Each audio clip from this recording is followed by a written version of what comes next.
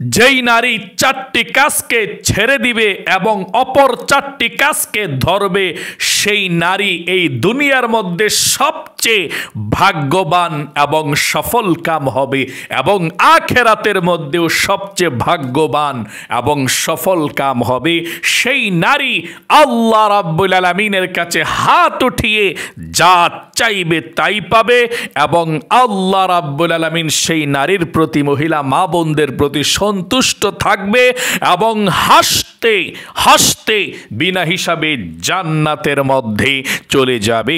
তাহলে প্রিয় দিনী মহিলা মা ও বোনেরা, জানতে হবে কোন চারটি কাজকে নবী করিম সাল্লাল্লাহু আলাইহি সাল্লাম মহিলা মা বোনদেরকে ছেড়ে দেওয়ার জন্য বলেছেন এবং কোন চারটি কাজকে করার জন্য বলেছেন। অবশ্যই আজকের এই আলোচনাটা আমার মহিলা মা বোনেরা এবং সকলে মনোযোগ সহকারে শুনবেন এবং মানবেন, না হয় কিন্তু নামাজ রোজাও হবে না যদি আপনি না জানেন, না মানেন।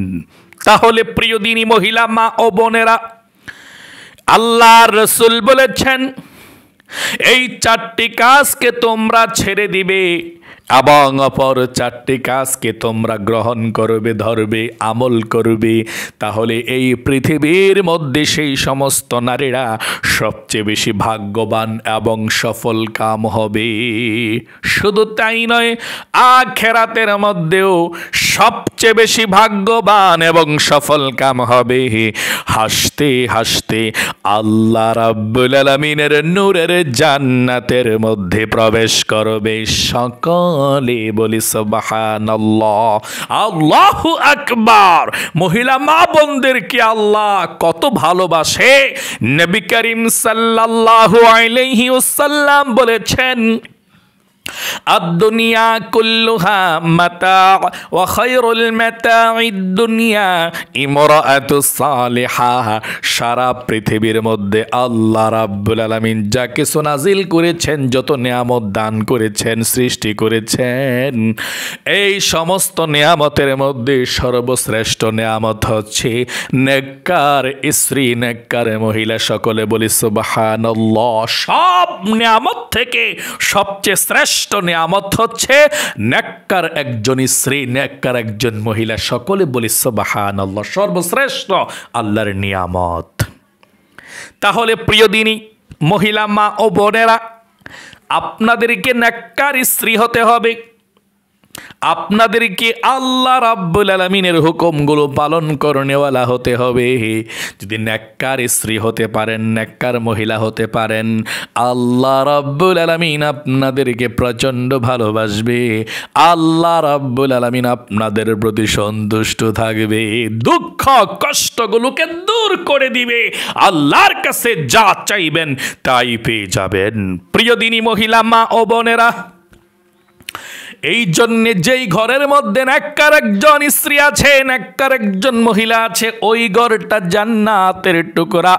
আর যেই ঘরের মধ্যে বদকার স্ত্রী আছে, বেনমাজি স্ত্রী আছে, আল্লাহর হুকুমগুলো পালন করে না, আল্লাহর হুকুম মতো চলে না, সেই স্ত্রী হচ্ছে জাহান্নামের একটা টুকরা। সেই ঘরের মধ্যে আল্লাহ রাব্বুল আলামিনের জাহান্নাম আছে। সকলে বলি নাউজুবিল্লাহ। এই জন্যে নেককার হইলেই দামি। আল্লাহ ভালোবাসে, আল্লাহর রাসূলও ভালোবাসে। হাসতে হাসতে জান্নাতের মধ্যে চলে যাবেন। প্রিয় দিনী মহিলা মা ও বোনেরা, আমি এক্ষুনি আপনাদেরকে বলছি, চারটি কাজ কি আপনারা ছেড়ে দিবেন? কখনো করবেন না। অতীতে করলে আর করবেন না।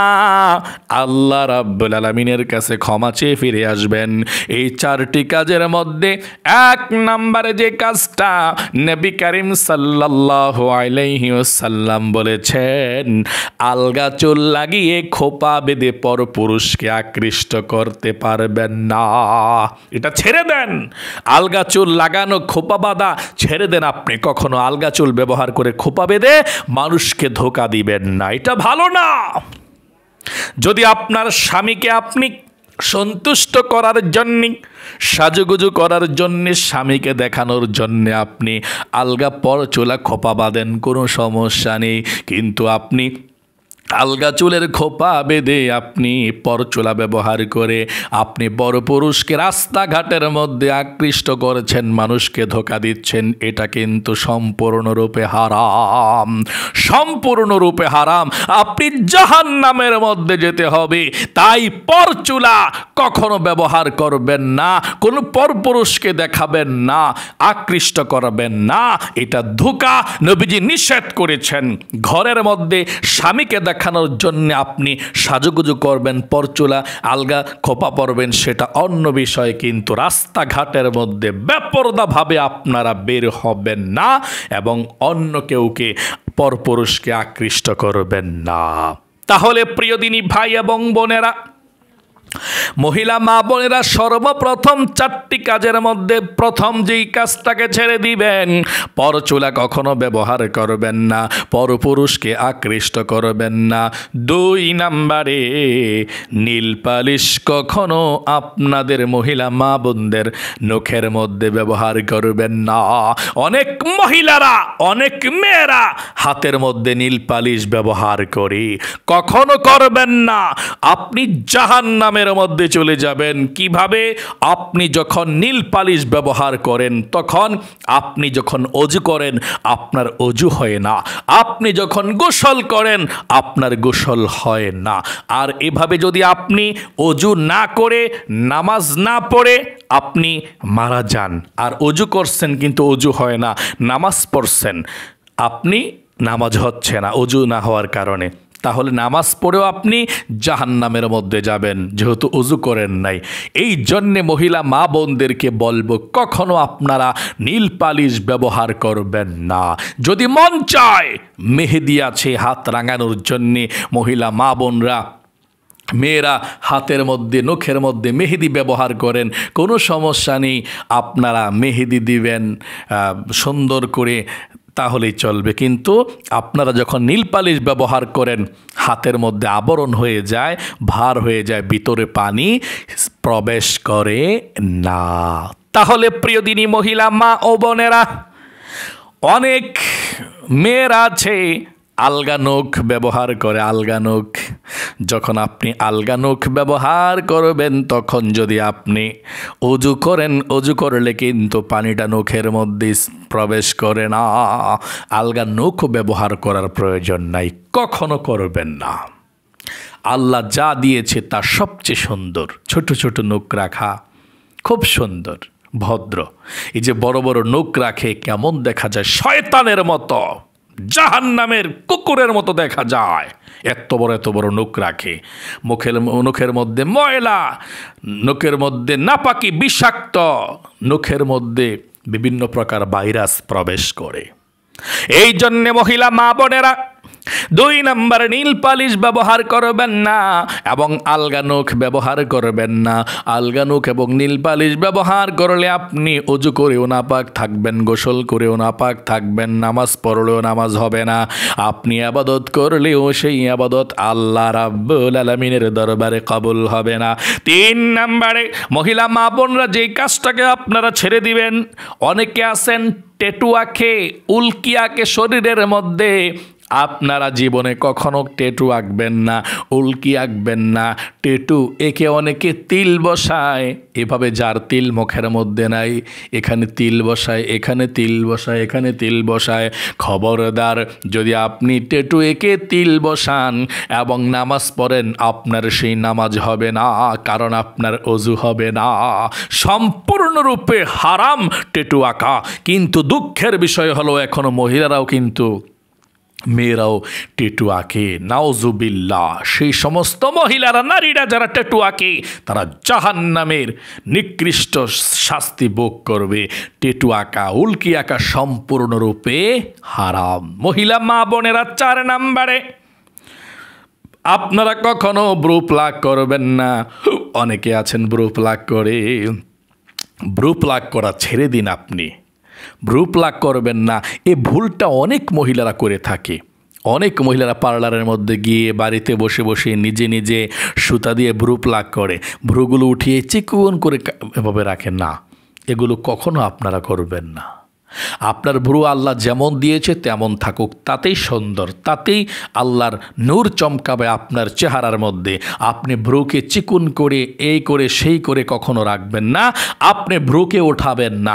যেই মহিলারা যেই নারীরা ভ্রু প্লাক করবে সেই নারীরা জাহান্নামে যাবে। হারাম কাজ করেছে, আল্লাহ অসন্তুষ্ট হয়ে যায়। নবীজি নিষেধ করেছে ভ্রু প্লাক কখনো করা যাবে না। প্রিয় দিনী মহিলা মা ও বোনেরা, জানতে পারলেন এই চারটি কাজকে ছেড়ে দিতে হবে এবং অপর চারটি কাজকে করতে হবে। এই চারটি কাজকে যদি ছেড়ে দিতে পারেন, আর এখন যে চারটি কাজের কথা বলবো ওই চারটি কাজ যদি আপনারা করতে পারেন, হাসতে হাসতে আল্লাহ রাব্বুল আলামিনের নূরের জান্নাতের মধ্যে চলে যাবেন। যে চারটি কাজ করবেন এর মধ্যে 1 নাম্বার হলো মহিলা মা বোনরা সময় মতো নামাজ পড়বেন। সময় মতো পড়তে হবে। অনেক মহিলারা দেখা যায় যে জোহরের নামাজের আজান দিয়েছে, আসরের সময় গিয়ে জোহরের নামাজ পড়ে। আসরের নামাজের আজান দিয়েছে, মাগরিবের নামাজের আগে গিয়ে আসরের নামাজ পড়ে। আবার মাগরিবের নামাজের আজান দিছে, এশার নামাজের সময় গিয়ে মাগরিবের নামাজ পড়ে। এই নামাজ আল্লাহর দরবারে কবুল হবে না।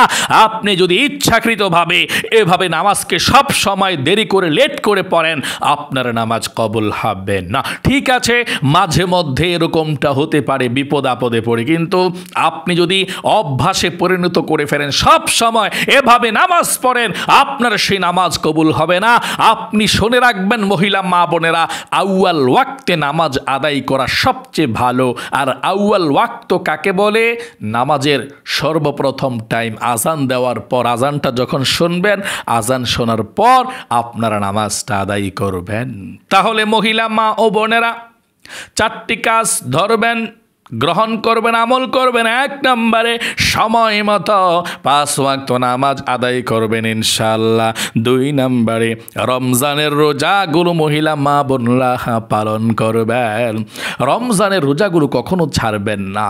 রমজানের রোজা রাখলে মানুষের শরীর নষ্ট হয় না, আরও শরীরটা আরও সজীব হয়, নতুন করে উজ্জীবিত হয়, শক্তিশালী হয় এবং কি অন্তরে নূর জন্মায়। সকলে বলি সুবহানাল্লাহ। নূর তৈরি হয়, সকলে বলি সুবহানাল্লাহ। এই জন্যে রমজানের রোজা যে মহিলারা রাখবে, নামাজ পড়বে এবং রমজানের রোজা রাখবে। এবং 3 নম্বরে যেই মহিলারা সতীত্বের হেফাজত করবে, আপনারা সতীত্বের হেফাজত করবেন। পৃথিবীর কেউ দেখছে না, আল্লাহ দেখছে। কোনো পুরুষের সঙ্গে কথা বলবেন না, কোনো পুরুষের সঙ্গে দেখা করবেন না নির্জনে। আশা করি বুঝতে পেরেছেন। সুযোগ আছে, কিন্তু তারপরও আপনি, পৃথিবীর কেউ দেখে না, আপনি নির্জনে যদি যান, কথা বলেন, আল্লাহ দেখছে। আপনি আল্লাহকে ভয় করে থাকবেন। কখনো আপনাদের নিজের ইজ্জতকে আপনারা বিলিয়ে দিবেন না, নষ্ট করবেন না।